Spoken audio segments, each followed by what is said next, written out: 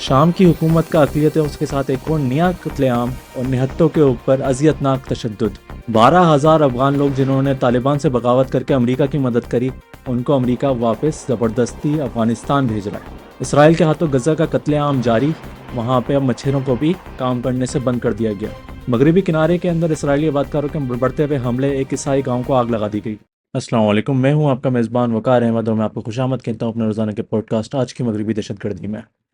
آج کی جو پہلی سرخی میں آپ کے سامنے پیش کرنا چاہوں گا اس کا تعلق غزہ سے ہے کہ آج غزہ بھر میں کم سے کم 63 فلسطینیوں کو شہید کر دیا گیا ہے، جن میں سے 23 وہ لوگ تھے جو کہ پناہ گزیر خیموں میں تھے، اور کم سے کم 30 ایسے لوگ تھے جو کہ غزہ ہیومینیٹیرین فاؤنڈیشن کے امدادی خیموں کے اندر کھانے کا اور پینے کے پانی کے انتظار میں تھے۔ اس کے ساتھ ساتھ اسرائیل کی جانب سے آج پھر سے لبنان کے اوپر حملہ کیا گیا ہے، لبنان کے مشرقی علاقوں میں دوبارہ سے جنگ بندی کا معاہدہ جو کہ پہلے اسرائیل 3,000 بار سے زیادہ توڑ چکا ہے، وہاں پہ ایک پناہ گزین کیمپ کے اوپر حملہ کیا جاتا ہے، جہاں پہ 12 شامی باشندے جو کہ بتایا جاتا ہے کہ نہتے لوگ تھے، ان کو ہلاک کر دیا جاتا ہے۔ اس کے ساتھ ساتھ آج پھر سے مغربی کنارے میں ایک بڑے پیمانے پہ حملے ہوتے ہیں اسرائیلی آبادکاروں کی جانب سے، جہاں پہ وہ فلسطینی لوگوں کی گاڑیوں کو بھی آگ لگا دیتے ہیں، وہاں کے ایک عمارت کو بھی آگ لگا دیتے ہیں۔ اور یہ جو حملہ ہوتا ہے یہ مغربی کنارے کے ایک گاؤں برکا میں ہوتا ہے، اور یہ ایک عیسائیوں کا گاؤں ہے، وہاں پہ عیسائیوں کی آبادی تھوڑی زیادہ ہے، تو وہاں کی جو عیسائی برادری ہے، وہاں کے جو ان کے بڑے پادری ہیں، ان کے کچھ بیانات آئے تھے اس حملے سے پہلے، جہاں پہ انہوں نے اس بات کی دبا دیا تھا، ایک ڈیمانڈ کری تھی اسرائیلی حکومت سے کہ ہمارے اوپر یہ حملے بند کیے جائیں۔ اس کے نتیجے میں آبادکاروں نے ان کے گاؤں میں گھس کے ان کے گاؤں کو آگ لگا دی۔ اب جو اگلی سرخی آپ کے سامنے پیش کرنا چاہوں گا اس کا تعلق شام سے، کہ کل کے پوڈ کاسٹ میں ہم نے ایک سرخی آپ کے سامنے پیش کری تھی کہ شام کے جنوبی جو قبائل ہیں، دروز قبیلے ہیں، انہوں نے دمشق کی حکومت سے بغاوت کا انہوں نے اعلان کرا، انہوں نے دمشق کے فوجیوں پہ حملہ کرنا شروع کرا، جس کے نتیجے میں دمشق کی جانب سے ایک بڑا عسکری جواب آیا۔ ہم نے کل آپ کے سامنے خبر پیش کری کہ جو ان کے فوجی ہیں وہ دروز قبائلوں کے جو بڑا شہر ہے سویدا، اس کے اندر داخل ہونے کی کوشش کر رہے ہیں۔ تو آج ہمارے پاس بہت ہی ہولناک تصاویر آ رہی ہیں، ہولناک فوٹیجز آ رہی ہیں، جو کہ بالکل اسی طرز کی عکاسی کرتی ہیں جو کہ اپریل میں لتاکیہ اور تارتس صوبے کے اندر دمشق کے فوجوں نے وہاں کی جو اقلیت ہے ایلاوائٹس، ان کے ساتھ کرا تھا، ان کا قتل عام کرا تھا۔ بالکل اسی طرز کا ایک نیا قتل عام کی فوٹیج ہمارے سامنے پیش ہو رہی ہے، جہاں پہ نہتے لوگوں کو مارا جا رہا ہے۔ ہمارے پاس اس طرح کی فوٹیج آ رہی ہے جہاں پہ نہتے بڈوں کا، جن کے کوئی جنگ سے کوئی تعلق نہیں ہے، جنہوں نے کوئی ہتھیار نہیں اٹھایا، جو کہ نہتے ہیں، ان کو ٹارچر کیا جا رہا ہے، ان کو تھپڑ مارے جا رہے ہیں، ان کو لاتیں مارے جا رہی ہیں، ان کے منہ نوچا جا رہا ہے، ان کے داڑھیاں کاٹی جا رہی ہیں، ان کی زبردستی ان کی مونچھیں نوچی جا رہی ہیں۔ اس کے ساتھ ساتھ ہمارے پاس ایسی فوٹیج بھی آ رہی ہے جہاں پہ ہمیں بڑی تعداد میں جمع ہوئی ہوئی لاشیں نظر آتی ہیں دروز قبیلوں کے، ان کے لوگوں کی، اور یہ بتایا جا رہا ہے یہ سب نہتے خاندان تھے، یہ نہتے لوگ تھے جنہوں نے کوئی ہتھیار نہیں اٹھائے ہوئے تھے، بلکہ یہ جو دمشق کے فوجی ہیں یہ صرف وہاں پہ علاقے میں گھس رہے ہیں اور ہر وہ شخص جو ان کو نظر آ رہا ہے اس کو قتل کر رہے ہیں، اس کے ساتھ ٹارچر کر رہے ہیں۔ اس کے نتیجے میں آج کل سے ہی ایک سلسلہ شروع ہوا تھا اسرائیل کا، کہ اسرائیل نے شام کی فوجوں کے اوپر خصوصاً طور پر ان کی ٹینکس پر، ان کے جو فوجی قافلے ہیں ان کے اوپر ایئر اسٹرائک کرنا شروع کرے تھے۔ ایک کی یہ مغربی دنیا کی ایک منافقت ہے کہ جب مسلسل 11 سال سے معذرت 15 سال سے اس بات کو رویا جاتا تھا کہ بشار الاسد کی جو حکومت تھی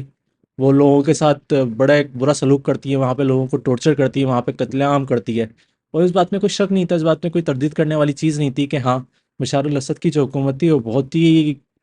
خراب تھی۔ لیکن اگر یہ ایک نئی حکومت آئی ہے، اگر یہ نئی حکومت وہی تمام حرکتیں کر رہی ہے جو کہ پرانی حکومت کرتی تھی، تو سیرے کے اندر اب فرق کیا آیا ہے؟ اب فرق صرف یہ ہے کہ بشار الاسد جو ہے وہ ایران کے قریب تھا اور روس کے قریب تھا، اب فرق یہ ہے کہ الجولانی جو ان کا نیا جو حکمران ہے وہ امریکہ کے قریب ہے۔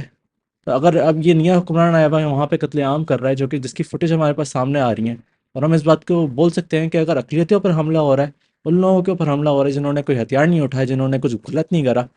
تو اگر ایک چیز غلط ہے تو ایک چیز غلط ہے۔ تو اگر مغربی دنیا اب اس نئی حکومت کے اوپر سے اپنی تجارتی پابندیاں ہٹا رہی ہے، اس نئی حکومت کو تمام اپنے گفٹ دے رہی ہے، فرق کیا پڑ گیا اس حکومت میں اور پرانی حکومت میں؟ اب شام کے لیے کیا چیز تبدیل ہوئی ہے کہ اب وہاں پہ ہم نے روس کی حکومت کو ہٹا کے ہم نے ایک القاعدہ کی حکومت کو بٹھا دیا؟ اب کیا شام کے جو تمام مسئلے مسائل ہیں وہ صحیح ہونے والے ہیں؟ آج جو میں اگلی سرخی آپ کے سامنے پیش کرنا چاہوں گا اس کا تعلق اردن سے،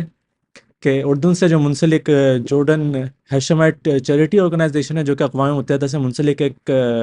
غزہ کے اندر کھانا پینا پہنچانے کی ایک منظم کوشش کر رہی ہے، انہوں نے کچھ 50 اپنے ٹرکس نکالے غزہ کے اندر امدادی سامان کو پہنچانے کے لیے، جس کو مغربی کنارے کے اندر یعنی کہ غزہ پہنچنے سے کافی پہلے وہاں کے جو اسرائیلی آباد کار ہیں انہوں نے سڑکوں پہ ان ٹرکس کو روک دیا ہے۔ ان میں سے کچھ 29 ٹرک ہیں جو کہ وہاں پہ غزہ کے اندر پہنچ چکے ہیں، لیکن جو 21 ٹرکس ہیں ان کو وہاں پہ سڑکوں پہ زبردستی روکا ہوا ہے، سڑکوں کو انہوں نے بلاک کرا ہوا ہے، اور جو ٹرک چلانے والے ڈرائیورس ہیں ان کے اوپر تشدد کیا جا رہا ہے، ان کو روکا جا رہا ہے۔ تو یہ کہ منظم کوشش ہے اسرائیلی معاشرے کی جانب سے، ان کے آباد کاروں کی جانب سے، کہ غزہ کے اندر جو بھوک کا جو سلسلہ خراب سے خراب ہوتا ہوا آ رہا ہے اس کو وہ مزید وہاں پہ بھوک کو پھیلائیں۔ اس کے ساتھ ساتھ آج کچھ دنوں پہلے ایک اسرائیلی حکومت کا ایک نیا پالیسی آئی تھی کہ غزہ کے اندر، غزہ کا جو سمندر ہے وہاں کے ان کے مشیرے وہاں پہ مچھلی پکڑ کے وہاں کی آبادی کو کھانا پہنچا رہے تھے، جو کہ مسلسل 1.5 سال سے پہنچاتے ہوئے آ رہے ہیں۔ تو غزہ کے لیے کہ ایک لائف لائن تھی کھانے پینے کی، کہ سمندر سے وہ لوگ مچھلیاں اٹھا کے وہ ان کی آبادی کے لیے کم سے کم تھوڑا بہت ان کو کھانے کا آسرا ہوتا تھا۔ تو آج اسرائیلی جو بیریا ہے اس کے جانب سے اب ان کے اوپر گولیاں چلنا شروع ہو گئی ہیں، ان کے اوپر ایک نئی پالیسی آئی ہے کہ اب آپ اس سمندر کا استعمال نہیں کر سکتے اور یہاں سے آپ مچھلیاں نہیں پکڑ سکتے، جبکہ یہ سمندر غزہ کے باؤنڈری میں آتا ہے۔ اگر آپ بین الاقوامی قوانین کو بھی دیکھیں تو یہ غزہ کا حق ہے اس سمندر پہ، لیکن اسرائیل نے اب اس کے اوپر بھی قبضہ اپنا جمانا شروع کر دیا ہے۔ ابھی کچھ دنوں پہلے کے پوڈ کاسٹ میں ہم نے آپ کے سامنے ایک سرخی پیش کری تھی جہاں پہ ہم نے دیکھا تھا یہودیوں کا جو ایک بڑا طبقہ ہے، جو کہ ایک الٹرا آرتھوڈاکس طبقہ ان کا مانا جاتا ہے، کہ وہ جنگ میں یقین نہیں رکھتے، وہ یہ نہیں چاہتے کہ ان کے جو نوجوان لوگ ہیں ان کو اسرائیلی فوج کے اندر بھرتی کیا جائے، تو ان کو زبردستی اسرائیلی فوج کے ان کے اندر بھرتی کیا جا رہا تھا۔ اسرائیلی حکومت نے ایک نیا قانون پاس کرا جس کے نتیجے میں ان کو اب اپنے نوجوانوں کو اسرائیلی فوج کے اندر لازمی ڈالنا پڑتا۔ اس کے نتیجے میں آج جو ان کی بڑی سیاسی جماعت ہے یونائٹڈ تورا جدائزم پارٹی، اس نے آج بیان دیا ہے کہ وہ نتنیاہو کی حکومت سے علیحدگی کر رہی ہے۔ ان کی میرے خیال سے 6 یا 7 سیٹیں ہیں ان کے مجلس شورا میں۔ تو اگر آپ اب نتنیاہو کی آپ حالت دیکھیں ان کے اپنے مجلس شورا کے اندر، تو ہمیں نظر آئے گا کہ 1 یا 2 سیٹ کا ان کا مارجن بچا ہے، اور اگر یہ سیٹیں بھی چلے جاتی ہیں تو ممکنہ طور پر نتنیاہو کی حکومت اب گر سکتی ہے۔ اب جو اگلی سرخی میں آپ کے سامنے پیش کرنا چاہتا ہوں اس کا تعلق امریکہ سے ہے، افغانستان سے، اور مغربی منافقت سے، اور سفید فام بالادستی سے، کہ آج امریکہ کی ایک عدالت نے تقریباً 12,000 افغانی لوگوں کو وہاں سے زبردستی بے دخل کرنے کا، امریکہ سے بے دخل کرنے کا، ایک جو ان کا اسٹیٹ ڈپارٹمنٹ کا ان کا آرڈر تھا ہوم لینڈ سیکیورٹی کا، اس کو روک دیا۔ ان 12,000 لوگوں کو ملک سے بے دخل کیا جانے والا تھا۔